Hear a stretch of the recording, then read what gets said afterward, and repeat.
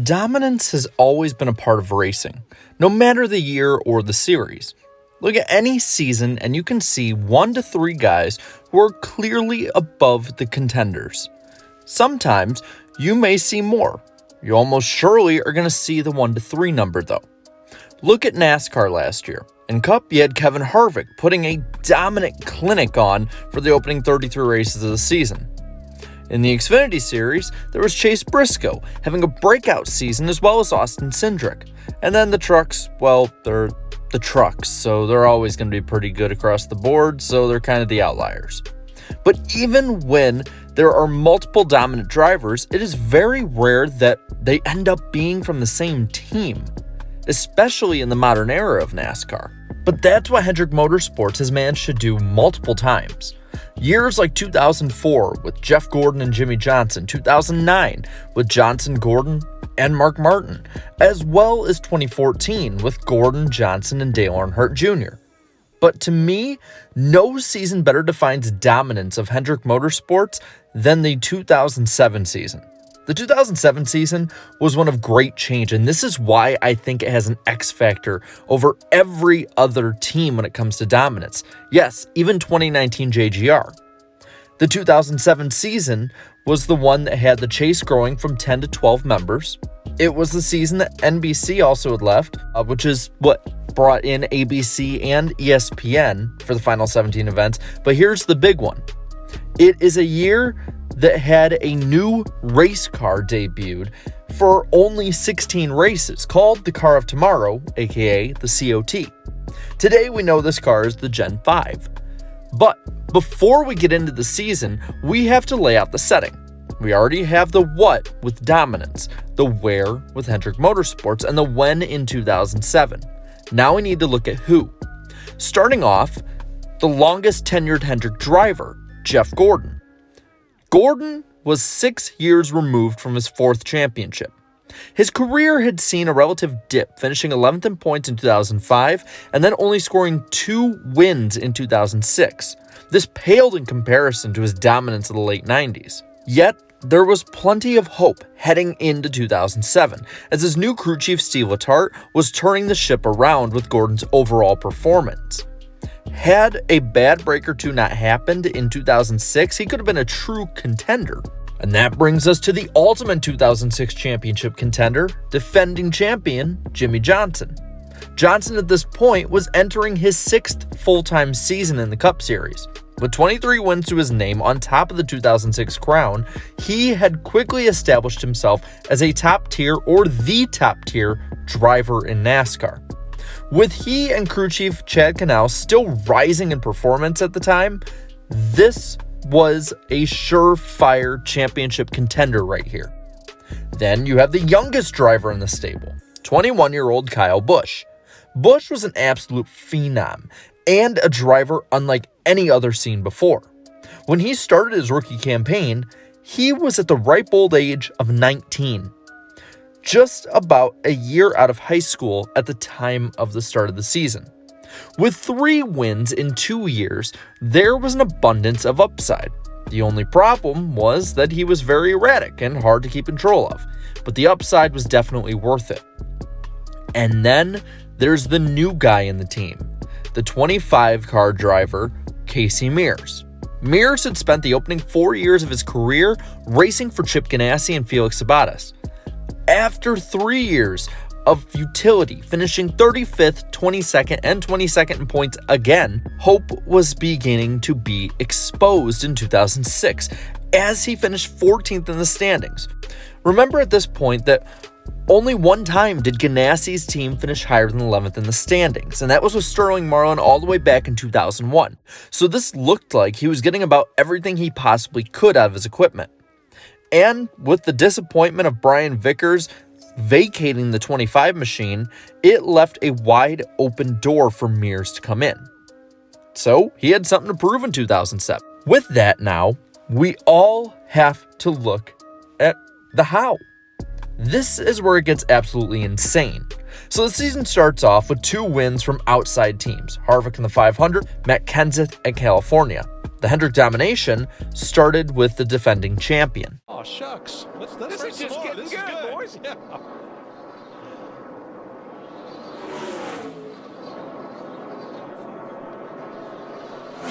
You believe how hard? You just can't imagine. Not bad. I think we'll keep you for a while. Chad Knaus to Jimmy Johnson. He's going to win this race by 2 seconds.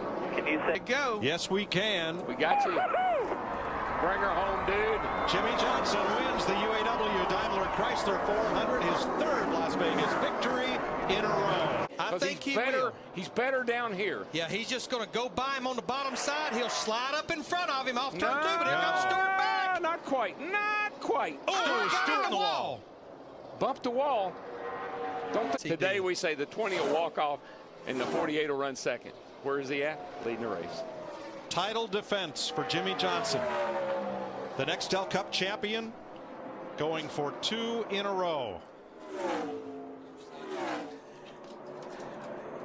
Back at 5th place, side by side, as Johnson comes to the line. Jimmy Johnson wins the Cobalt Tools 500.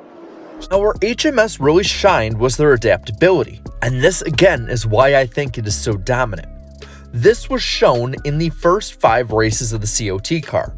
They absolutely dominated and destroyed as Chevrolet had run out with an enormous advantage over the other 3 manufacturers.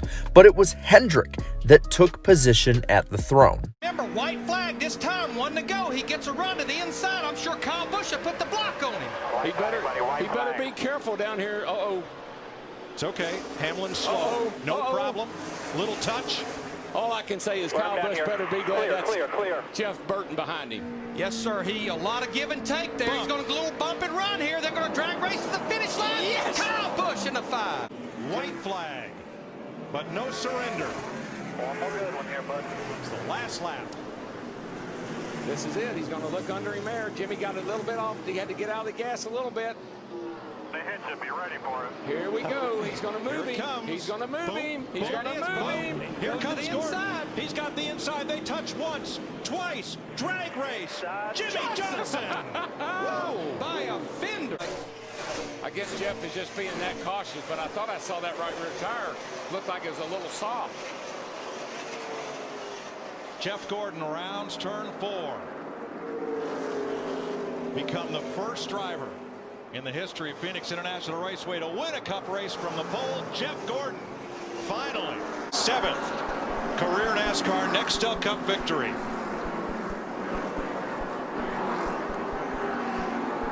He's going to run out of time. White flag. White flag. One more good one. You know, in the old style car, Johnson had only 1 top 10 here in 10 starts. Different story with the Impala. Great day for his teammate, too. Jeff Gordon has struggled here last 4 times we've been here. Jimmy Johnson and the Lowe's Chevrolet come off turn 4 to their 4th win of the season and 27th career Nextel Cup victory. A lot of smoke for Gilliland, no caution. White flag in the air. 1 to go. One more, buddy. Oh, man. Can you just... Denny Hamlin said there, he's so close. Why couldn't there be 5 more laps? I mean, he is closing ever so fast, but it's just not going to be enough. He's going to be there, but that's it. He's going to run out of time.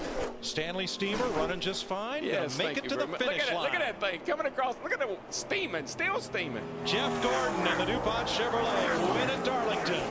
In this span of time, Kyle Busch had won the opening race in the new car.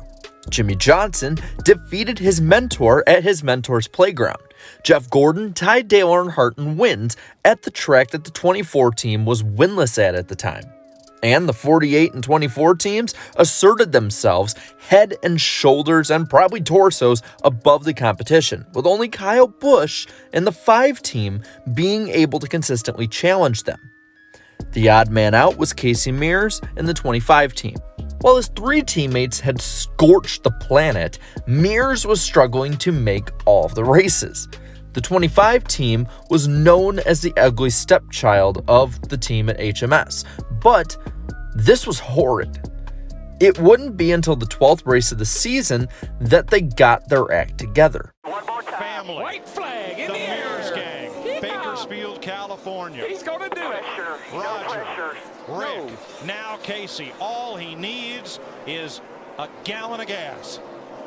He He doesn't even need this now. He just needs fumes. That's all he needs. Yaley second. Kyle Petty third. Reed Sorensen, Brian Vickers. No pressure, and he has got it made. He can coast. He can coast from there. For the National Guard, Casey Mears is going to win his first Nextel Cup race, the Coke 600. Even with this being a fuel mileage win, he still was running fast for most of the night. And I think this is a way to show again just how good this team was compared to really any other in modern NASCAR history. A driver like Casey Mears was contending for wins based on speed and strategy. So in the opening third of the season, HMS had won 67% of the races. It was their world. The other 39 teams were just living in it. But just as it did seem like this was going to be an HMS-only season, there was a break in the competition. From the 13th race at Dover to the 24th race at Bristol, HMS only won one race, and it was a rain-shortened event at Pocono for Jeff Gordon. This, in large part, had to do with crew chiefs Chad Knaus and Steve Letarte being suspended. By pre-chase time, though, things were back on track the way they should have been. And now on the final lap at California Speedway, Jimmie Johnson, the California kid, is going to do something he wanted to do here for a long time, coming home. Not only to visit the family and friends, but to go to Victory Lane at California Speedway. He has not won since May 6th, race number 10 at Richmond. But guess what? Tonight at California Speedway, race number 25, Jimmie Johnson takes the victory. Jimmie Johnson trying to pick up win number 6 in 2007. It would be Jimmie Johnson's 29th career win, and he will come down and take the checkered flag as Jimmie Johnson sweeps both races and wins at Richmond. Entering the chase, Johnson and Gordon were 1-2 based off of wins, with Kyle Busch tied for 6th with a few others. While Casey Mears didn't make the chase, he rallied from below 35th in points all the way up to 15th, so he was catching up with his teammates.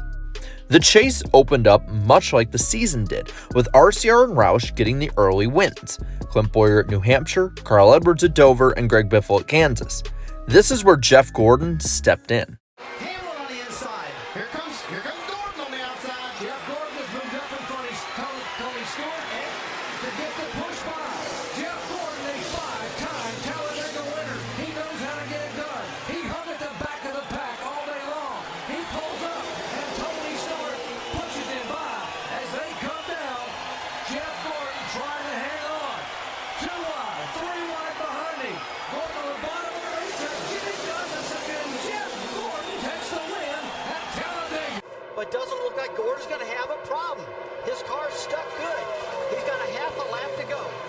It's been since 1999 that Jeff Gordon has been able to come home and win at this racetrack. He has not finished a race in 3 years, but folks, tonight, Jeff Gordon wins again at Lowe's Motor Speedway. The win at Talladega was nice, but the win at Lowe's was a bigger statement. To start with, the 6th win of the season marked the most he had scored in a season since his title-winning campaign in 2001. But this also snapped a streak of 5 consecutive DNFs at the Charlotte facility. Not to be outdone, though, Gordon's teammate and chase rival Jimmie Johnson would not be outshined. Wide open in turn 1 with that 6 car sitting dead sideways in the middle of the track. NASCAR rules are you get 1 attempt at a green-white checkered. If the caution comes out, the race is over. They stop scoring them right there. And the caution and the checkered flag. Jimmie Johnson picks up his 8th win of the year, his 3rd win at Atlanta Motor Speedway, and now he moves to within 10 points, make it 9 points unofficially of Jeff Gordon. I don't know why he would say that. Why would he say, am I better off to finish second? I don't know what that means. Here he comes again, making another run at him. 3 laps to go. Can he hold the bottom of the racetrack? Got to believe those 2 tires are going to take effect on the 17. Here comes Johnson. Power sliding off the corner.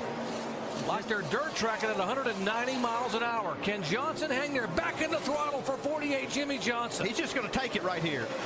He just squeezes Matt Kenseth. You can't quite get him clear. Unbelievable. These guys are side by side, lap after lap.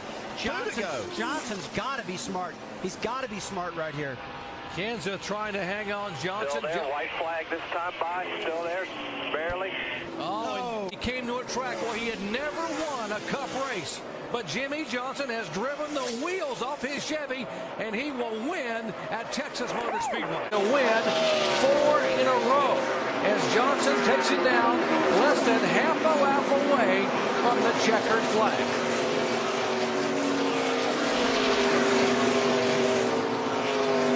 Dude, you are incredible. Awesome job today. Good job. Boys, I love you, man. With 4 straight wins, Johnson had a comfortable lead over Gordon going into Homestead.